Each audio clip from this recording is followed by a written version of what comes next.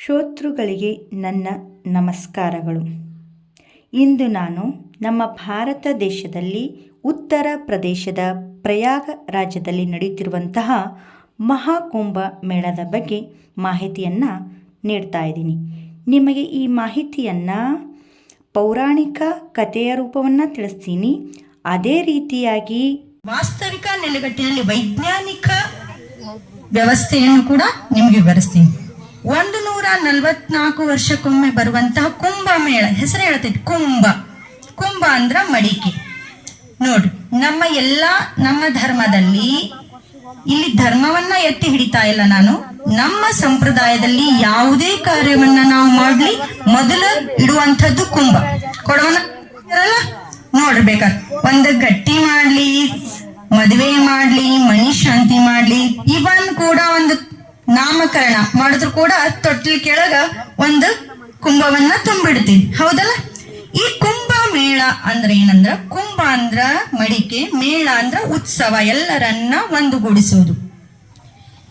ಈ ಕುಂಭ ಮೇಳ ಮೊದಲನೇದಾಗಿ 3 ವರ್ಷಕ್ಕೊಮ್ಮ ಮಾಡ್ತೈತಿ, ಅದು ಕುಂಭ ಮೇಳ. 6 ವರ್ಷಕ್ಕೊಮ್ಮೆ ಮಾಡುವುದು ಅರ್ಧ ಕುಂಭ ಮೇಳ. 12 ವರ್ಷಕ್ಕೊಮ್ಮೆ ಮಾಡುವುದು ಪೂರ್ಣ ಕುಂಭ ಮೇಳ. ಈಗ ನಡೀತಾ ಇರುವುದು ಮಹಾಕುಂಭ ಮೇಳ. ಈ ಕುಂಭ ಮೇಳದ ಬಗ್ಗೆ ಹೇಳ್ಬೇಕಂದ್ರೆ ನಿಮಗೊಂದು ಪೌರಾಣಿಕ ಕಥೆಯನ್ನ ಹೇಳ್ತೀನಿ. ಹಿಂದೆ ಸಮುದ್ರದಲ್ಲಿ ಮಂಥನ ಮಾಡ್ತಿರ್ಬೇಕಾದ್ರ ನಾಗರಾಜನನ್ನ ಸಮುದ್ರ ಮಂಥನ ಮಾಡಿದ್ರೆ, ಮಂಥನ ಅಂದ್ರೆ ಮಜ್ಜಿಗೆ ಕಡಿಯುವುದು. ಮಂಥನ ಅಂತ ಗೊತ್ತಲ್ಲ ನೀವು ಹೆಂಗ ಮಜ್ಜಿಗೆಯನ್ನ ಕಡಿದಾಗ ಮೇಲೆ ಬೆಣ್ಣೆ ತೇಲಿ ಬರುತ್ತಿಲ್ಲ, ಹಂಗ ರಾಕ್ಷಸರು ಒಂದು ಕಡೆ ದೇವತೆಗಳು ನಾಗ ಸರ್ಪದನ್ನ ಮಂಥನ ಮಾಡ್ತಿರುವಂತ ಸಂದರ್ಭದೊಳಗ ಐರಾವತ, ಲಕ್ಷ್ಮಿ, ಸರಸ್ವತಿ, ಗೋ ಇದೇ ರೀತಿ ಹಲವಾರು ಸಂಪತ್ತು ಅವ್ರಿಗೆ ದೊರಕುದು. ಕೊನೆಯದಾಗಿ ಸಿಕ್ಕಂತ ಸಂಪತ್ತು ಅಮೃತದ ಕಲಶ ಅವರಿಗೆ ದೊರೀತು. ಆ ಅಮೃತದ ಕಲಶವನ್ನ ದೊರೆತಂತ ಸಂದರ್ಭದೊಳಗ ರಾಕ್ಷಸರು ಏನಾದ್ರೂ ಅಮೃತ ಸೇವನೆ ಮಾಡಿದ್ರ ನಮಗೆಲ್ಲ ಅನೀತಿ, ಅಧರ್ಮ, ಅವ್ಯವಸ್ಥೆಗಳ ಹಾಹಾಕಾರ ಹೆಚ್ಚಾಗುತ್ತಂತ ಹೇಳಿ ಏನ್ ಮಾಡದ, ಆ ಸಂದರ್ಭದೊಳಗ ವಿಷ್ಣು ಮೋಹಿನಿಯ ಅವತಾರವನ್ನ ತಾಳಿ ಆ ಕಲಶವನ್ನ ತನ್ನ ಹತ್ರ ತಗೊಂಡು ಎಲ್ಲರಿಗೂ ಸ್ವಲ್ಪ ಅಮೃತವನ್ನ ಕೊಡ್ತಾ ಹೋಗ್ತಿದ್ದ. ವಿಷ್ಣು ಮೋಹಿನಿ ಅವತಾರವನ್ನ ತಾಳಿ ಹೀಗ ನೀಡ್ತಿರ್ಬೇಕಾದ್ರ, ದೇವತೆಗಳಿಗೆ ಅದನ್ನ ನೀಡ್ತಿರ್ಬೇಕಾದ್ರ ಅದನ್ನ ಅಲ್ಲಿರುವಂತ ಒಬ್ಬ ರಾಕ್ಷಸ ಅದನ್ನ ಗುರುತಿಸ್ದ. ಇವ ವಿಷ್ಣು ಅದನ, ದೇವತೆ ಅದನ, ನಮ್ಗೆ ಯಾರಿಗೂ ಆ ಅಮೃತವನ್ನ ಕೊಡೋದಿಲ್ಲ, ಎಲ್ಲಾ ದೇವತೆಗಳಿಗೆ ಕೊಟ್ಟು ಬಿಡ್ತಾರಂತ ತಿಳ್ಕೊಂಡು ಒಬ್ಬ ರಾಕ್ಷಸ ಏನ್ ಮಾಡ್ತಾನ, ದೇವತೆಯ ಅವತಾರವನ್ನ ತಾಳಿ ಆ ದೇವತೆಗಳ ಕುಳಿತಿರ್ತಾರ, ಅಮೃತ ಹಂಚ್ತಿರ್ತಾರಲ್ಲ, ಆ ದೇವತೆಗಳ ಸಾಲಿನಲ್ಲಿ ಕುಳಿತುಕೊಂಡಂತ ಸಂದರ್ಭದಲ್ಲಿ ಇದನ್ನ ವೀಕ್ಷಣೆ ಮಾಡಿದವ್ರು ಯಾರು? ಸೂರ್ಯ. ಆ ಸೂರ್ಯ ಇದನ್ನ ವೀಕ್ಷಣೆ ಮಾಡಿ ವಿಷ್ಣುವಿಗೆ ತಿಳಿಸ್ತಾನೆ. ವಿಷ್ಣು ಯಾರು ರೂಪದಾಗಿದ್ರು? ಮೋಹಿನಿ ಅವತಾರದವು. ತಿಳಿಸಿದಾಗ ಮೋಹಿನಿ ಆ ಅಮೃತ ರಾಕ್ಷಸನಿಗೆ ಕೊಟ್ಟಾಗ ಆತ ಸೇವನೆ ಮಾಡಿ ಗಂಟೊಳಗೆ ಇನ್ನೂ ಒಳಗೆ ಇಳಿದಿತ್ತಿಲ್ಲ. ಅದನ್ನ ಗುರುತಿಸಿದಂತಹ ವಿಷ್ಣು, ಮೋಹಿನಿ ಅವತಾರದಲ್ಲಿರುವಂತಹ ವಿಷ್ಣು ತನ್ನ ಸುದರ್ಶನ ಚಕ್ರದಿಂದ ಆತನನ್ನ ಸಂಹಾರ ಮಾಡ್ತಾನೆ, 2 ಭಾಗ ಮಾಡ್ತಾನೆ. ಆ 2 ಭಾಗ ಮಾಡಿದ 2 ಭಾಗಗಳೇನದಲ್ಲ, ಅದೇ ಒಂದು ರಾಹು, ಒಂದು ಕೇತು. ಅದಕ್ಕಾಗಿ ಸೂರ್ಯಗ್ರಹಣ ಹಿಡಿತದ, ರಾಹು ಕೇತು ಹಿಡಿತದ ಅಂತ ಕೇಳ್ತಿಲ್ಲ. ನಮ್ಮ ಸನಾತನಕ್ಕೂ ನಮ್ಮ ಪೌರಾಣಿಕ ವ್ಯವಸ್ಥೆಗೂ ಬಹಳ ನಿಕಟ ಸಂಬಂಧ ಐತಿ. ಈಗಲೂ ಕೂಡ ನಾವು ಸೂರ್ಯಗ್ರಹಣ ಹಿಡಿತದ ಅಂತ ಹೇಳ್ತೀವಿಲ್ಲ, ಅವೇ ರಾಹು ಕೇತು ಅಂತ ಹೇಳ್ತೀವಿಲ್ಲ. ರಾಶಿಗಳಿಗೂ ಕೂಡ ಹೇಳ್ತೀವಿ ನಾವು ರಾಹು ಕೇತು ಅಂತ ಹೇಳಿ. ಈ ರೀತಿ ಆ 2 ತುಂಡು ಆದ ನಂತರ ಎಲ್ಲರಿಗೂ ದೇವತೆಗಳಿಗೂ ಅಮೃತವನ್ನು ಹಂಚಿದ್ರು, ಹೌದಾ? ಈಗನೂ ಕೂಡ ನಮ್ಮ ಸನಾತನ ವ್ಯವಸ್ಥೆಯೊಳಗ ಭಗವಂತನಿಗೆ ಆದ್ಯ ಸ್ಥಾನ ಐತಿ. ಏನನ್ನಾದ್ರೂ ಗೆಲ್ಲು ನೀನು, ಮೊದಲು ಭಗವಂತನನ್ನ ಗೆಲ್ಲು ಅಂತ ಹೇಳ್ತೀನಿ. ಈ ನಿಟ್ಟು ಆ ಉಳಿದ ಅಮೃತವನ್ನು ಎಲ್ಲಿಡಬೇಕು ಅನ್ನುವಂತ ಸಮಸ್ಯೆ ಆಯ್ತು, ಹೌದು. ಅಂತಹ ಸಂದರ್ಭದಲ್ಲಿ ಇಂದ್ರನ ಮಗನಾದಂತಹ ಜಯೇಂದ್ರನನ್ನ ಗುರುತಿಸಿ ಜಯೇಂದ್ರನ ಕಡೆಗೆ ಆ ಅಮೃತ ಕಲಶವನ್ನ ಕೊಟ್ರು. ಆ ಜಯೇಂದ್ರ ಒಬ್ಬನಿಂದ ಮಾತ್ರ ಅಮೃತ ಕಲಶವನ್ನ ರಕ್ಷಣೆ ಮಾಡೋಕ್ ಆಗೋದಿಲ್ಲ. ಹಾಗಾಗಿ ಅವನಿಗಾಗಿ ಸಹಾಯಕರಿಗಾಗಿ 4 ಜನರನ್ನ ನೇಮಕ ಮಾಡ್ತಾನೆ. ಮೊದಲೇ ವ್ಯಕ್ತಿ ಯಾರಪ್ಪ ಅಂದ್ರ ಸೂರ್ಯ. ಸೂರ್ಯ ಪ್ರಕಾಶಮಾನವಾಗ್ಯದನ, ಯಾರೇ ಬಂದ್ರು ಧ್ವಂಸ ಮಾಡು ಸುಡುವಂತ ಶಕ್ತಿ ಅವನಲ್ಲಿ ಐತೆ ಅಂತ ತಿಳ್ಕೊಂಡು ಏನ್ ಮಾಡ್ತಾರ, ಸೂರ್ಯನನ್ನ ನೇಮಕ ಮಾಡ್ತಾರ. ಎರಡನೇದಾಗಿ ನೇಮಕ ಮಾಡಿದ್ದು ಚಂದ್ರ. ಚಂದ್ರ ಸೂರ್ಯನಿಂದ ಅಮೃತ ಕಲಶ ಬೀಳುವಾಗ ಹಿಡಿಲಿಕ್ಕೆ ಅವನಿಗೆ ಸಹಾಯ ಆಗಲಿ ಅಂತ ತಿಳ್ಕೊಂಡು ಚಂದ್ರನ ಮಾಡ್ತಾನ. ಅದೇ ರೀತಿಯಾಗಿ ಮುಂದೆ ಇನ್ನೊಬ್ಬ ವ್ಯಕ್ತಿಯನ್ನ ಗುರುತಿಸ್ತಾರ, ಅದು ಯಾರು? ಗುರು. ಇಲ್ಲೇನಾದ್ರೂ ಅಮೃತ ಕಲಶವನ್ನ ರಾಕ್ಷಸರು ಧ್ವಂಸ ಮಾಡಿ ಏನಾದ್ರೂ ಮಾಡಿ ಇಸ್ಕೋಬೇಕಾದ್ರ ಗುರು ಅಲ್ಲಿ ಸೈನಿಕನಂತೆ ಹೋರಾಟ ಮಾಡ್ಲಿ ಅಂತ ತಿಳ್ಕೊಂಡು ಏನ್ ಮಾಡಿದ್ರು, ಗುರುವನ್ನ ನೇಮಕ ಮಾಡುದು. ಅದಕ್ಕೆ ಗುರು ಬಲ ಇರುವಂತಹ ವ್ಯಕ್ತಿ ಆ ರಾಶಿಯವರು ಎಲ್ಲಾ ಕಡೆ ಯಶಸ್ವಿಯನ್ನ ಸಾಧಿಸ್ತಾರ ಅಂತ ನೀವು ಕೇಳಿರ್ತೀರಿ, ನೋಡಿರ್ತೀರಿ ನಮ್ಮ ಪಂಚಾಂಗದೊಳಗ. ಗುರುವನ್ನ ನೇಮಕ ಮಾಡುದು. ನಂತರ ಇದಕ್ಕೆಲ್ಲಕ್ಕೂ ಅನುಕೂಲ ಆಗ್ಲಿ ಅಂತ ತಿಳ್ಕೊಂಡು ಕೊನೆಯದಾಗಿ ಒಬ್ಬ ವ್ಯಕ್ತಿಯನ್ನ ನೇಮಕ ಮಾಡಿದ್ರು, ಆತನೇ ಶನಿ. ಶನಿಯನ್ನ ಯಾಕೆ ನೇಮಕ ಮಾಡಿದ್ರು ಅಂದ್ರ, ಈ ಅಮೃತ ಕಲಶವನ್ನ ಇವ್ರು ಮೂರು ಕಡೆಯಿಂದನು ಏನಾದ್ರೂ ರಾಕ್ಷಸರು ತಗೊಂಡ್ರು ಅಂದ್ರ ಅಲ್ಲಿ ನ್ಯಾಯ ಪರಿಹಾರ ಮಾಡಾಕ, ಸಂಧಾನ ಮಾಡಾಕ ಅಥವಾ ಅದಕ್ಕೆ ಉತ್ತಮವಾದ ನ್ಯಾಯವನ್ನ ನೀಡಕ ಮಹತ್ವದ ವ್ಯಕ್ತಿ ಶನಿ ಅಂತ ತಿಳ್ಕೊಂಡು ಶನಿಯನ್ನ ನೇಮಕ ಮಾಡುದು. ಅದಕ್ಕೆ ನಾವೇನ್ ಮಾಡ್ತಾ ಇದೀವಿ ಇವತ್ತ, ಆ ಎಲ್ಲಾ ಗ್ರಹಗಳ ನಿಟ್ಟಿನಲ್ಲಿ ನಮ್ಮ ದೇಶದಲ್ಲಿ ಕುಂಭಮೇಳವನ್ನ ಆಚರಿಸ್ತಿದೀವಿ, ಮಹಾಕುಂಭ ಮೇಳವನ್ನ.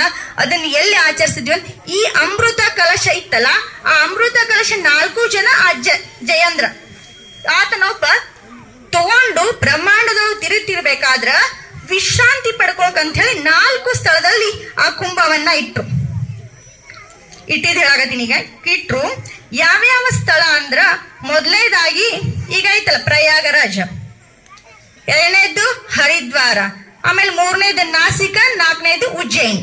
ಆ ಸ್ಥಳಗಳಲ್ಲಿ ಅಮೃತವನ್ನ ಇಟ್ಟಿದ್ರಲ್ಲ, ಅದಕ್ಕೆ ಆಶ್ರಯ ಸ್ಥಳಗಳು ಅಮೃತ ಸ್ಥಳ ಅಂತೇಳಿ ಶ್ರೇಷ್ಠವಾದ ಅಂತ ಸ್ಥಳ ಅಂತ ಗುರುತಿಸಿದ್ವಿ. ಮುಂದ ಆ ಅಮೃತ ಸೂರ್ಯ ಚಂದ್ರನಿಗೆ ಕೊಡುವಾಗ ಏನಾಯ್ತು ಅಂದ್ರೆ 4 ಹನಿಗಳು ಚೆಲ್ದು ಅಂತ. ಎಲ್ಲೆಲ್ಲಿ ಚೆಲ್ದು ಆ 4 ಹನಿಗಳು ಅಂದ್ರ, ಮೊದಲನೇದಾಗಿ ಗಂಗಾ ನದಿ, ಯಮುನೆ, ಸರಸ್ವತಿ, ಗೋದಾವರಿ. ಆ ನದಿಗಳು ಅಮೃತದ ಧಾರೆಗಳಾಗಿ ಹರಿತಾ ಇದ್ದಾವೆ. ಆ 4 ಎಲ್ಲಿ ಅಮೃತ ಚೆಲ್ಲವಲ್ಲ, ಆ 4 ನದಿಗಳಲ್ಲಿ ಸ್ನಾನ ಮಾಡಿದ ವ್ಯಕ್ತಿ ತನ್ನ ಜೀವಮಾನದ ಪಾಪ ಕರ್ಮವನ್ನೆಲ್ಲ ಕಳೀತಾನ ಅನ್ನುವಂಥ ನಂಬಿಕೆ ಐತಿ. ಹಾಗಾಗಿ ನಾವು 4 ನದಿಗಳನ್ನ ಒತ್ತಟ್ಟಿಗೆ ಸೇರ್ಸಕ್ ಆಗಂಗಿಲ್ಲ. ಈಗಾಗಲೇ ಕರು ಸರ್ ಹೇಳಿದಂತೆ ಗಂಗೆ, ಯಮುನೆ, ಸರಸ್ವತಿ ಈ ತ್ರಿವೇಣಿ ಸಂಗಮ ಎಲ್ಲೈತಿ ಅಂದ್ರ ಪ್ರಯಾಗರಾಜದಲ್ಲಿ ಐತಿ. ಇದನ್ನ ಅಲಹಾಬಾದ್ ಅಂತಿದ್ರು ಮೊದಲು, ಈಗ ಪ್ರಯಾಗರಾಜ ಅಂತ ಚೇಂಜ್ ಮಾಡ್ಯಾರ. ಉತ್ತರ ಪ್ರದೇಶದೊಳಗೆ ನಡೀತಾ ಇದೆ. ಯಾಕ ಆ ನದಿಯೊಳಗೆ ಸ್ನಾನ ಮಾಡಿದ್ರೆ ನಮಗ ಪಾಪ ಕಳೀತದ. ಗಂಗೆ ಸ್ವಚ್ಛತೆ ಶುದ್ಧವನ್ನ ಕೊಡ್ತಾಳ, ಯಮುನೆ ಸಿದ್ಧಿಯನ್ನ ಕೊಡ್ತಾಳ, ಸರಸ್ವತಿ ಬುದ್ಧಿಯನ್ನ ಕೊಡ್ತಾಳ ಅಂತ ತಿಳ್ಕೊಂಡು ಪ್ರತಿಯೊಬ್ಬ ವ್ಯಕ್ತಿ ಅಥವಾ ಈಗಾಗಲೇ ಇರುವಂತಹ ನಾಗ ಸಾಧುಗಳು ಅಂತ ಹೇಳ್ತಾರಲ್ಲ, ಅವರು ತಮ್ಮ ಸಿದ್ಧಿಯನ್ನ, ಬುದ್ಧಿಯನ್ನ ಮತ್ತು ಶುದ್ಧತೆಯನ್ನ ಪಡೆದುಕೊಳ್ಳೋಕೋಸ್ಕರ ಎಲ್ಲರೂ ಅಲ್ಲಿ ಸ್ನಾನ ಮಾಡ್ಬೇಕು ಆ ದಿನ ಅಂತ ಹೇಳುವಂತ ಪ್ರತೀತಿ. ಇದನ್ನ ಪೌರಾಣಿಕವಾಗಿ ವಿಶೇಷ ದಿನ ಕುಂಭಮೇಳ ಅಂತ ಹೇಳೋದು. ಇನ್ನು ವೈಜ್ಞಾನಿಕ ನೆಲೆಗಟ್ಟಿನೊಳಗೆ ನೋಡಿದ್ರು, ಗುರುಗ್ರಹ ನಿಮ್ಗೆ ಈಗಾಗಲೇ 5ನೇ ತರಗತಿಯಿಂದ ಅದು ಸೂರ್ಯ ಕೇಂದ್ರಿತ ವ್ಯವಸ್ಥೆ ಕೇಳಿರಲ್ಲ ಎಲ್ಲರೂ. ಸೂರ್ಯ ಮಧ್ಯದಲ್ಲಿದಾಗ ಸುತ್ತ 8 ಗ್ರಹಗಳು ತಿರುಗ್ತಾವ, ಹೌದಾ? ಸೂರ್ಯನೇ ಪ್ರಮುಖ ಅಲ್ಲ? ಹಾ, ಓಕೆ. ನೋಡ್ರಿ, ಸೂರ್ಯ ಗುರು ಸೂರ್ಯನನ್ನ ಸುತ್ತಿ ಬರಿಬೇಕಾದ್ರೆ ಎಷ್ಟು ವರ್ಷ ಬೇಕಾಗ್ತೈತಿ? 12 ವರ್ಷ ಬೇಕಾಗ್ತೈತಿ. ಗುರು ನಾ ಹೇಳಾಕತ್ತಿದ್ದು ಲಕ್ಷಿರ್ಲಿ, ಗುರು ಗ್ರಹ ಒಮ್ಮೆ ಸೂರ್ಯನನ್ನ ಸುತ್ತಿ ಬರಬೇಕಾದ್ರ 12 ವರ್ಷ ತಗೋತೈತಿ. ಆ ಗುರುಗ್ರಹ ಸೂರ್ಯನನ್ನ 1 ವರ್ಷ ಬಾರಿ ಸುತ್ತಿ ಬರಬೇಕಂದ್ರೆ 144 ವರ್ಷ ಬೇಕಾಗ್ತೈತಿ. ಆ ದಿನ ಮೌನಿ ಅಮಾವಾಸ್ಯೆ ಅಂದ್ರೆ ಮಾಘ ಅಮಾವಾಸ್ಯೆ 3 ತಾಸು ಬರುವುದಕ್ಕಿಂತ ಮುಂಚಿತವಾಗಿ ನೋಡ್ರಿ, ಸೂರ್ಯ, ಚಂದ್ರ, ಗುರು, ಶನಿ ಈ 4 ಆಕಾಶಕಾಯಗಳು ಒಂದೇ ರೇಖೆಯಲ್ಲಿ ಕಾಣಿಸ್ತಾವ ನಮಗೆ. ಆ ದಿನವನ್ನ ಪ್ರಾಶಸ್ತ್ಯವಾದ ದಿನ ಅಂತ ತಿಳ್ಕೊಂಡು ಅವತ್ತಿನ ದಿನನೇ ಸ್ನಾನ ಮಾಡಬೇಕು. ಅವತ್ತಿನಿಂದ ಆ ಅಮಾವಾಸ್ಯೆಯನ್ನ ನಮ್ಮ ಹಿಂದೂ ಧರ್ಮವದು ಶ್ರೇಷ್ಠವಾದ ಅಮಾವಾಸ್ಯೆ ಅಂತ ಆಚರಣೆ ಮಾಡ್ತಾರ. ಇದು ಪ್ರತಿ ವರ್ಷ ಬರುವುದಿಲ್ಲ, ತಲೆಯಾಗಿರ್ಲಿ. 144 ವರ್ಷಕ್ಕಷ್ಟೇ ಬರ್ತೈತೆ ಅದು. ಗುರು 12 ವರ್ಷಕ್ಕೊಮ್ಮೆ ಬರ್ತಾನ.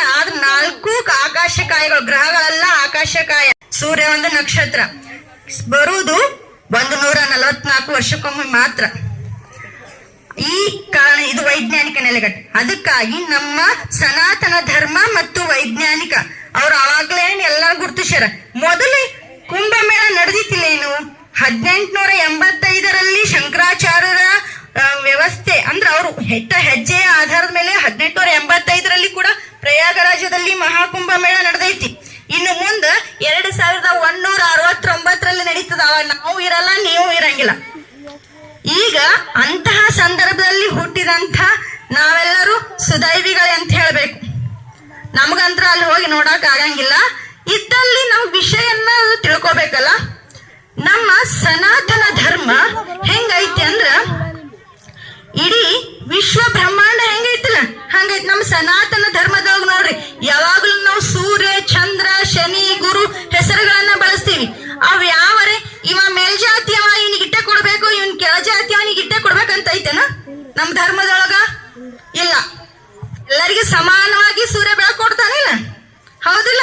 ಎಲ್ಲಾ ಸಮಾನವಾಗಿ ಬೆಳದಿಂಗಳು ಕೊಡ್ತಾನಿಲ್ಲ ಚಂದ್ರ. ಹಂಗ ನಮ್ಮ ಧರ್ಮ ಯಾವ ಧರ್ಮನೂ ಕನಿಷ್ಠ ಅಂತನೂ ಹೇಳಿಲ್ಲ. ಎಲ್ಲ ಧರ್ಮಗಳ ತವರು ನಮ್ಮ ಹಿಂದೂ ಧರ್ಮ. ಎಲ್ಲಾ ಧರ್ಮಕ್ಕೂ ಎತ್ತಿ ಹಿಡಿತದ. ಇಲ್ಲಿ ಹಿಂಸೆಗೆ ಆದ್ಯತೆ ಇಲ್ಲ. ಇದು ಜಾತಿ ಮೇಲ, ಇದು ಧರ್ಮ ಮೇಲ ಅಂತ ಮಾಡ್ಕೊಂಡಿದ್ದು ನಾವು. ಅದನ್ನ ಇಲ್ಲಿ ಹೆಂಗ್ ಸೂರ್ಯ ಎಲ್ಲರಿಗೂ ಕೊಡ್ತಾನ, ನಮ್ಮ ಧರ್ಮದಾಗ ಇನ್ನೊಂದು ಪ್ರತೀತಿ ಏನು ಕೊಡೋದು ಅಷ್ಟೇ, ಇಸ್ಕೊಳ್ಳೋದಿಲ್ಲ, ಕೊಡೋದು. ನೋಡ್ರಿ, ಬ್ರಹ್ಮಾಂಡದಲ್ಲಿರುವಂತ ನಾವೆಲ್ಲದ್ರೊಳಗಿನ ಒಂದು ಅಣುನೆ, ನಾವು ಅದರ ಭಾಗಿನೇ. ಇಲ್ಲಿ ಹೆಂಗ ನೀರ್ 71% ಮಾನವನ ದೇಹದೊಳಗೆ 71 ಅದ, 8% ಅದ ಟ್ಯಾಲಿ ಮಾಡಿದ್ರ. ಅದಕ್ಕ ನಮ್ಮ ವಿಶ್ವ ಬ್ರಹ್ಮಾಂಡ ಸನಾತನ ಎಲ್ಲದರ ತಳ ಒಂದೇ. ಅದಕ್ಕ ಇಲ್ಲಿ ವಿಶಾಲ ಮನೋಭಾವನೆಯನ್ನ ಎತ್ತಿ ಹಿಡಿಬೇಕು. ಇಂತಹ ಉತ್ಸವಗಳ ಬಹಳ ಕಾಲದಿಂದಲೂ ನಮ್ಮ ಸನಾತನವನ್ನ ಹತ್ತಿಕ್ಕುವ ಪ್ರಯತ್ನನೇ ನಡೆದದ. ಆ ಹತ್ತಿಕ್ಕದಷ್ಟು ನಮ್ಮ ಸನಾತನ ಏನಾಗತ್ತದ, ಹೆಚ್ಚಾಗತ್ತದ. ಆಗೊಬ್ಬ ನರೇಂದ್ರ ಚಿಕಾಗೋದೊಳಗ ನಮ್ಮ ಧರ್ಮವನ್ನ ಎತ್ತಿ ಹಿಡಿದು ವಿಶ್ವಕ್ಕೆ ತೋರಿಸದ. ಈಗೊಬ್ಬ ನರೇಂದ್ರ ಇಂತಹ ಉತ್ಸವ ಕುಂಭ ಮೇಳ ಅನ್ನುವಂಥ ಉತ್ಸವಗಳಿಂದ ಅದನ್ನ ಇನ್ನಷ್ಟು ಪ್ರಚಾರ ಅಥವಾ ಇನ್ನಷ್ಟು ಅದಕ್ಕೆ ಮೆರುಗು ಕೊಡಾಕತ್ತಾರ. ಆ ನಿಟ್ಟಿನೊಳಗ ಅದ್ರಲ್ಲಿ ಭಾಗಿಯಾಗಕ್ ಸಾಧ್ಯ ಆಗದಿದ್ರು ಪ್ರಶ್ನೆ ಇಲ್ಲ. ಅದನ್ನ ಪ್ರಚಾರ ಅಥವಾ ಅದನ್ನ ತಿಳಿದುಕೊಂಡು ಆ ನಿಟ್ಟಿನೊಳಗ ನಾವು ಹೆಚ್ಚು ಇಡೋಕ ಪ್ರಯತ್ನ ಮಾಡೋಣ ಅಂತ ಹೇಳ್ತಾ ನನ್ನ ಮಾತಿಗೆ ವಿರಾಮವನ್ನ ನೀಡ್ತಾ